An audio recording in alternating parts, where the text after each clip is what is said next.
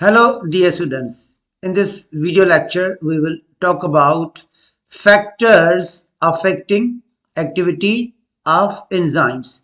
This topic is from your first year biology book, chapter number 2, Enzymes Syntax Board. तो dear students आज हम discuss करेंगे factors affecting enzyme activity. तो सबसे पहली लाइन में लिखा गया है the rate of enzyme activity means the quantity of a substrate transformed into product in a unit time 1 second. Dear students आप इस एनिमेशन को देखें तो एक एंजाइम अपने सबस्ट्रेट को प्रोडक्ट में कन्वर्ट कर रहा है।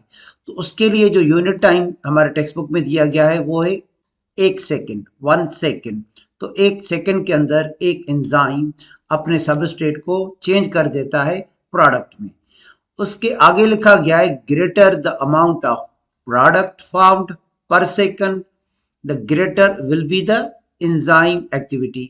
तो जितने प्रोडक्ट पर सेकंड ज्यादा एंजाइम देगा तो उसकी एक्टिविटी और बढ़ती चली जाएगी, मगर कुछ फैक्टर्स उसकी एक्टिविटी को अफेक्ट करते हैं।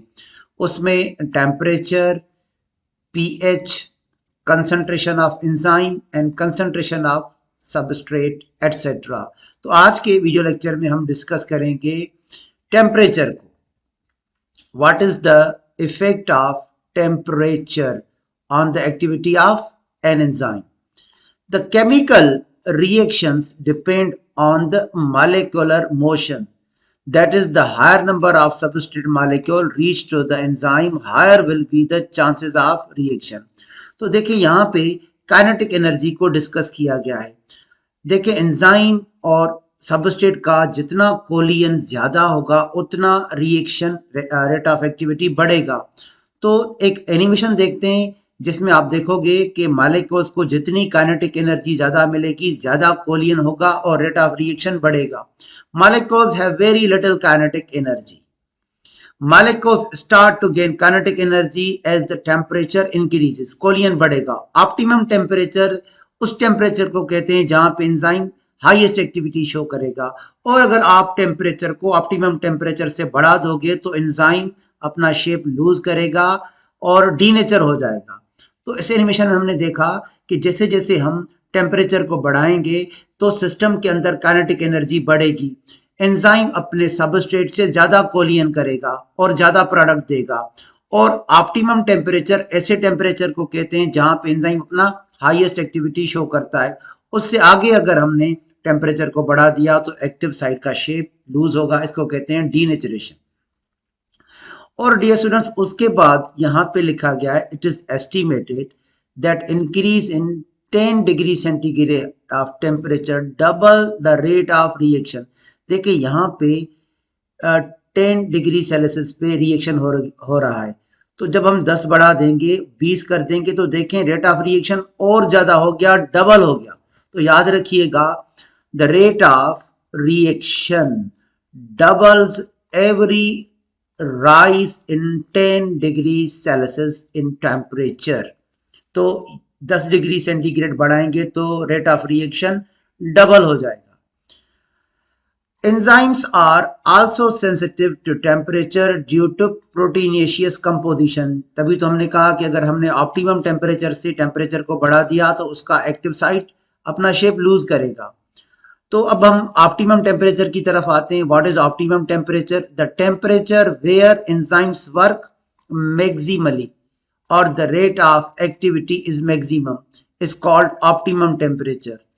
तो वो टेम्परेचर की रेंज जिस पे एंजाइम अपना बेस्ट वर्क करता है, सबसे हाईएस्ट एक्टिविटी शो करता है, उसको कहते हैं ऑप्टिमम टेम्परेचर।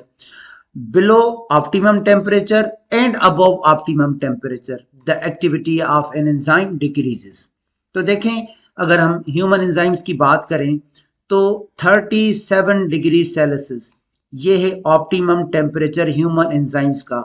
यहाँ पे लिखा गया optimum temperature for human enzymes is close to 37 degree Celsius. तो यहाँ पे हमारे एंजाइम सबसे ज्यादा बेस्ट वर्क करेंगे। तो शुरू से अगर हम देखें 10 डिग्री सेल्सियस फिर 20 डिग्री सेल्सियस, तो यहाँ पे लिखा गया है heat energy causes more collision between enzyme and substrate and the activity of enzyme increases. तो 37 पे बेस्ड मैक्सिमम एक्टिविटी, और अगर हमने इससे भी ज़्यादा टेम्परेचर बढ़ा लिया तो एंजाइम का एक्टिव साइट डीनेचर हो जाएगा. Enzymes denature at high temperature, so the rate falls rapidly. तो देखें ये लाइन नीचे आ रहा है 37 के ऊपर, तो ये एक्टिविटी में डिक्रीज आ रहा है. तो डीनेचरेशन को आप कैसे डिफाइन करोगे? Denaturation occurs when an enzyme's active site changes shape, so it no longer has complementary shape to its specific substrate molecule. तो डीनेचुरेशन ऐसे प्रोसेस को कहा जाता है जिसमें एंजाइम का एक्टिव साइट अपना शेप लूज कर देता है, चेंज कर देता है और सबस्ट्रेट से फिट नहीं होता. तो ह्यूमन एंजाइम्स के लिए 37 degree Celsius. Human enzymes are highly active about 37 degrees Celsius and all are completely denatured at 100 degree centigrade. तो सारे ह्यूमन एंजाइम्स 100 डिग्री सेल्सियस पर डीनेचर हो जाएंगे, कंप्लीटली डीनेचर हो जाएंगे. Where at minimum temperature, that is 0 degree Celsius, activity is reduced to minimum but the enzymes are not destroyed. अगर हम temperature कम करके 0 डिग्री सेल्सियस कर देंगे तो काइनेटिक एनर्जी बहुत कम हो जाएगी, कोलियन नहीं होगा, तो एंजाइम की एक्टिविटी मिनिमम हो जाएगी, मगर लो टेम्परेचर पे 0 डिग्री सेल्सियस पे एंजाइम डिस्ट्रॉय नहीं होते. उसके आगे लिखा गया है most of the enzymes in organisms have optimum temperature between 25 degree Celsius to 42 degree Celsius. कुछ ऐसे बैक्टीरिया होते हैं जो हॉट स्प्रिंग्स में रहते हैं, एक हॉट वाटर बॉडीज होते हैं जहां पे टेम्परेचर 70 डिग्री सेल्सियस भी होता है. Some bacteria which survive in hot springs are called thermophilic bacteria, hyperthermophilic bacteria, because they have optimum temperature of 70 degrees Celsius or even higher.